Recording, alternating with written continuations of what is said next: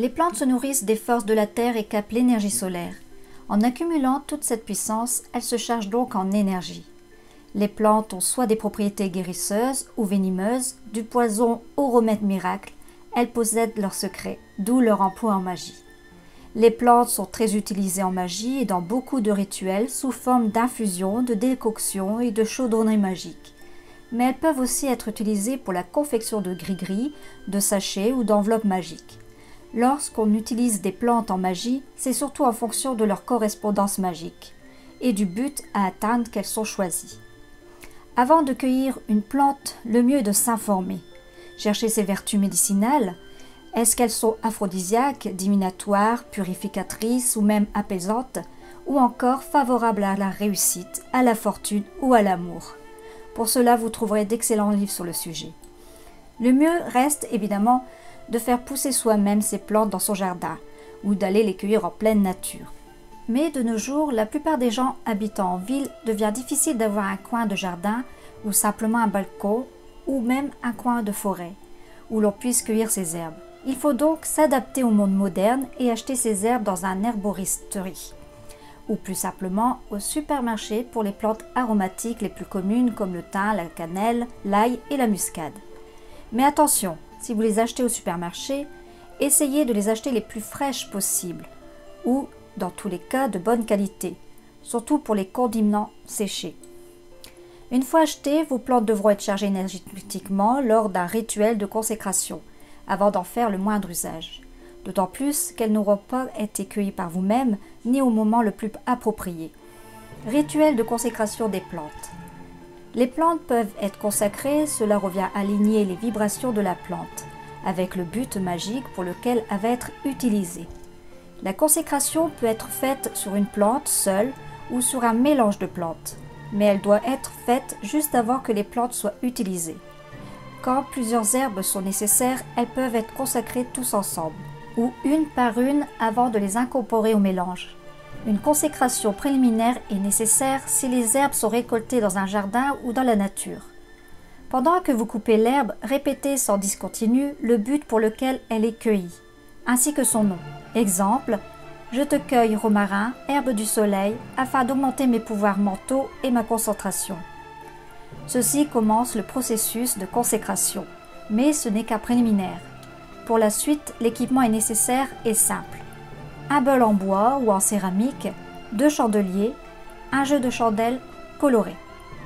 Placez le bol au centre de l'autel et de chaque côté, placez les chandeliers avec des chandelles de couleur appropriée selon le but recherché. Les plantes qui vont être consacrées doivent être placées autour du bol dans leur contenant. Allumez les chandelles et concentrez-vous. Éteignez aussi la lumière artificielle si vous vous sentez suffisamment à l'aise avec la lumière des bougies, car la magie et les lumières artificielles ne font pas bon ménage. Versez la quantité de plantes nécessaire à l'usage dans le bol. Asseyez-vous au calme et concentrez-vous sur les herbes. Sentez les vibrations émanées de la plante ou des herbes et visualisez-les. Penchez-vous sur le bol et placez votre main de pouvoir dans celui-ci et touchez les plantes.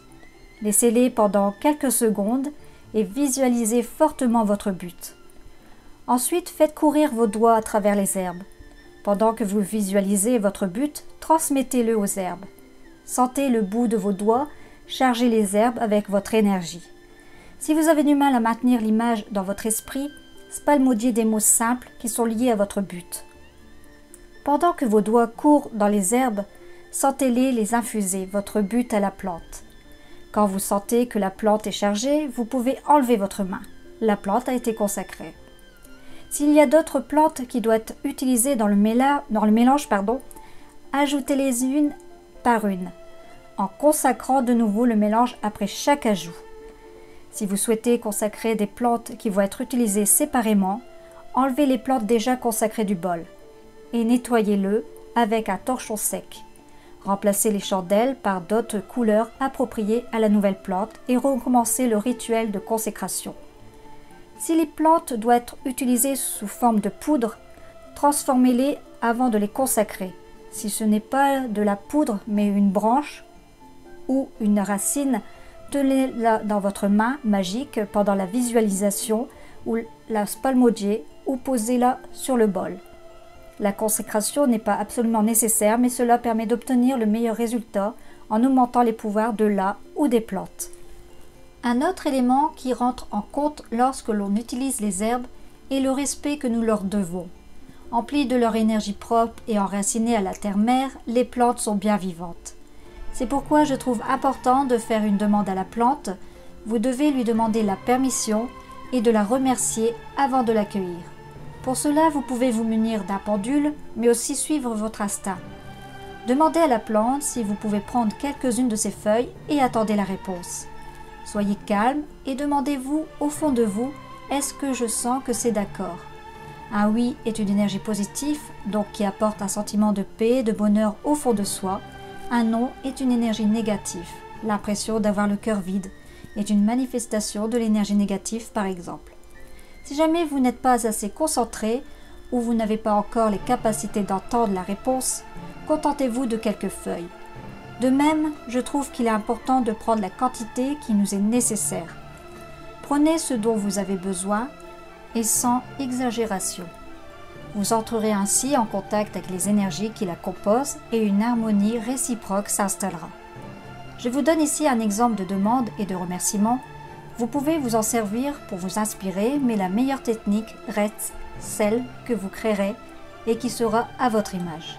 La première, posez les mains sur les plantes et dites « Ô belle, nom de la plante, reflète de l'eau, de la terre, de l'air et du feu, né de la grande terre-mère. Je viens à toi pour obtenir ton support. J'ai besoin de ta force dans ma vie. C'est en toute sincérité que je viens vers toi et te demande de faire le sacrifice d'une partie de toi. Avec respect et dignité, je te traiterai. Qu'il en soit ainsi. Cueillez délicatement la part dont vous avez besoin. Lorsque vous aurez fini, ajoutez ceci. Ô belle nom de la plante, j'ai maintenant en mes mains ta force et ta vitalité. Merci de cette offrande que tu me fais, ainsi soit-il. La seconde. Ô terre sacrée, qui produit et reproduit tout sans que rien ne peut naître ni mûrir. Accorde ce que je te demande. Mets dans ces herbes que tu crées les vertus bienfaisantes et magiques. Et toi, herbe puissante, sois propice, bénéfique, bienfaisante, et permets-moi d'utiliser tes bienfaits à ton escience. Merci terre-mère, je te salue, merci plante, je te salue. Ou encore, ô nom de la plante, je te cueille avec révérence, herbe bien-aimée, apaise les souffrances pour tes vertus sacrées, délivre le meilleur des maux et des tourments. Donc, vous l'aurez compris, pour préparer une potion magique, il faut non seulement choisir les bonnes plantes, les cueillir au moment opportun, un peu comme la cueillette des plantes médicinales ou aromatiques, et les associer correctement entre elles, mais aussi pratiquer un rituel de consécration des plantes destiné à optimiser leur pouvoir. Récitation d'une incantation au moment de la cueillette et processus de préparation durant lequel la sorcière, grâce à une intense concentration et une manipulation des plantes avec ses mains, ressent, canalise et oriente les vibrations de l'énergie de la plante en fonction du but poursuivi. Les offrandes sont un bon moyen de symboliser cet échange et de remercier. Mais quel type d'offrande laisser à une plante? Il y en a énormément de par le monde, et vous trouverez bien celle qui vous conviendra. Certaines allumeront un peu d'encens, d'autres de la nourriture et du vin par exemple, qui laisseront à la plante et aux créatures qui la protègent. Partez du principe que c'est l'intention qui compte. Vous pouvez aussi remercier de tout cœur la plante en la bénissant et en lui montrant votre gratitude. Comment faire la cueillette? En début d'année, avant que le temps des récoltes ne vienne, si possible à Beltane. On adresse une prière à la Grande-Mère en remerciant les bienfaits et les dons des végétaux de l'année précédente, en demandant que cette année soit aussi généreuse. Les sorciers traditionnels et puristes aiment cueillir leur herbe avec une boline, une sorte de couteau consacré. Les influences druidiques vous donneront peut-être même l'envie d'une serpe. Faites à votre goût et surtout à vos moyens, mais ce n'est pas indispensable pour commencer. Vous pouvez utiliser un sécateur ou une paire de ciseaux réservés à cet usage. Sans oublier le mortier. N'hésitez pas à investir dans un bon gros mortier en pierre. Le mortier vous servira à piler aussi bien les racines que les plantes sèches ou fraîches. En fait, vous en aurez besoin dans quasiment toutes vos opérations.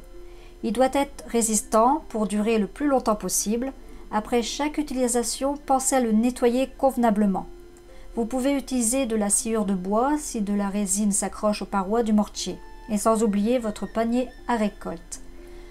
En général, la cueillette se fait le matin une fois que la rosée s'est évaporée et par un jour sec et sans pluie. Les plantes mouillées par la pluie ou la rosée s'altèrent, noircissent, fermentent et perdent ainsi toute valeur thérapeutique. Le matin est le moment le plus favorable, mais il est également possible de procéder à la cueillette le soir avant que la fraîcheur ne tombe. Ce sont des conditions de base pour avoir des récoltes de qualité. En cueillette sauvage, il y a des règles à respecter. Ne cueillez pas dans des espaces protégés. Il y a souvent des panneaux qui l'indiquent. Éloignez-vous un maximum des routes et des endroits pollués, car les plantes aux alentours sont polluées et impropres à la consommation. Ne cueillez que ce dont vous avez besoin, d'où la nécessité de connaître la plante et de savoir ce que l'on veut faire avec pour bien évaluer la quantité. Ne gaspillez pas et laissez à la plante une chance de vivre après votre passage. Ne privez pas plus d'un quart de la plante. Assurez-vous que la plante que vous cueillez n'est pas seule et que d'autres plants poussent dans les environs. Il y a des moments plus propices à la cueillette de certaines plantes. Les phases de la lune jouent un rôle depuis toujours important dans l'agriculture et le jardinage. Il est conseillé de récolter les fleurs et les feuilles en phase croissante et à la pleine lune. Pour les plantes plus chargées en magie, matériellement, elles sont plus chargées de principes actifs et de sève que la lune aura fait remonter. Si vous souhaitez récolter des racines, attendez la phase descendante. La lune croissante correspond à une croissance, une expansion des phénomènes vivants. Ainsi, les plantes destinées à la préparation des filtres, potions, tisanes, etc., si elles doivent être employées fraîches, devront être ramassées à la lune croissante, voire 3 jours avant la pleine lune, afin qu'elles contiennent le maximum de leurs principes actifs. Car c'est pendant la lune croissante que la sève monte dans les plantes. Si l'on doit ramasser de la résine destinée à la préparation des encens, c'est également en période de la lune croissante qu'il faudra le faire. La lune décroissante, à l'inverse, correspond à une perte ou une descente de la substance vitale. Ainsi, si l'on veut ramasser des plantes à faire sécher, afin de les conserver longtemps, on devra le faire en lune décroissante, afin qu'elles soient plus sèches et ainsi évitent de pourrir. Les tiges se coupent en automne, quand les feuilles ne sont plus en activité. Les écorces doivent être récoltées quand la végétation de l'année est terminée ou avant la floraison. Les feuilles se cueillent avant la formation des boutons floraux. Les boutons prennent les forces des feuilles lorsqu'ils poussent. Les bourgeons se récoltent à la fin de l'hiver ou au début de printemps, avant que la sève n'amorce la montée dans les branches de l'arbre. Les fleurs doivent être en général récoltées avant leur entier épanouissement, car lorsque la corolle est tout à fait ouverte, l'odeur est moins vive et la couleur plus pâle. Après la cueillette, placez la plante dans votre panier sans la tasser, en veillant à ne pas mélanger les espèces. Vous pouvez la séparer à l'aide d'une feuille de papier journal. Une fois les avoir cueillies, vous allez ramener les plantes chez vous.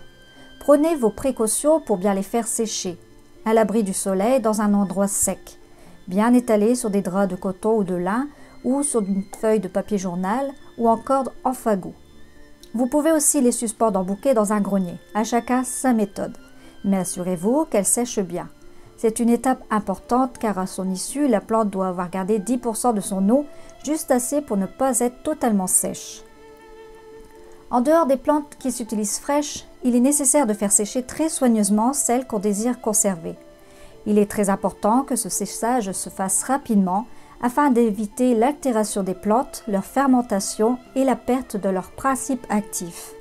Les suspendre en guirlande à l'aide d'un fil, mais le travail de préparation est assez long. L'idéal serait de faire sécher des plantes à l'ombre par temps chaud dans un endroit vaste et bien ventilé, comme un grenier, une grange ou un hangar. Dans des régions pluvieuses, on peut commencer le séchage à four très doux. Bien vérifier que la température du four ne dépasse pas 20 à 40 degrés, afin de ne pas les altérer ou même les cuire. L'opération du séchage a pour but d'enlever aux plantes l'eau qu'elles renferment Il est évident que le mode de désiccation sera variable selon la partie de la plante à conserver, l'eau n'étant pas répartie de la même façon ni dans les mêmes proportions dans des différents organes de la plante. Les racines, nettoyez-les à l'eau et à l'aide d'une brosse à dents. Soyez bien sûr d'éliminer toute la terre, puis coupez-les en rondelles de 2 ou 4 selon leur diamètre. Faites-les sécher très longtemps, puis mettez-les dans des bocaux. Les racines, les tubercules et les bulbes se récoltent de l'automne au printemps. La plante doit avoir accumulé ses richesses. Les tiges, les écorces et le bois, elles sèchent au soleil, à l'air libre et sec. Pour les écorces, veillez à ne pas récolter trop d'écorces sur le même arbre. Mettez sécher l'écorce, puis coupez-le en petits morceaux et mettez-les dans des bocaux. Les feuilles et les plantes entières sont disposées sur des claies, à l'ombre dans un endroit chaud et très bien ventilé. Qu'est-ce que c'est qu'une claie? Une claie est un cadre de bois recouvert d'une grille ou d'un voilage. Il sert à déposer les plantes en couches fines pour qu'elles sèchent rapidement. Vous voyez apparaître l'image sur la vidéo. Les feuilles doivent être mondées. Cette opération peut s'effectuer avant ou après le séchage. Les fleurs sont assez difficiles à traiter. Il en est de même de certaines feuilles, verveine ou menthe par exemple. Il est important de conserver leur couleur, ce qui est assez délicat. Le mieux est de les disposer à l'ombre sur des claies, à 20 ou 25 degrés, et en prenant la précaution de les recouvrir de papier afin de préserver leur couleur. La conservation. Quelques règles permettent de s'assurer que les plantes se conservent bien et que leur principe actif demeure efficace. Il est essentiel de conserver les plantes dans des bocaux hermétiques de verre teinté ou de porcelaine, surtout pas de métal ou de plastique. Placez tous vos bocaux de plantes dans une armoire fermée où n'entreront pas la lumière des rayons du soleil. Vous pourrez les conserver 1 an en moyenne, puis vous referez une récolte. Un conseil, si vous voyez qu'il vous reste encore des plantes, alors que vous allez en récolter, cousez des petits sachets de coton et mettez une poignée de plantes dedans, accrochez-les sur le débit de l'eau du robinet et laissez couler votre bain. Voilà une façon bien agréable de rien gaspiller. Voilà, c'est la fin de cette vidéo. J'espère que celle-ci vous aura plu et je vous dis à très bientôt.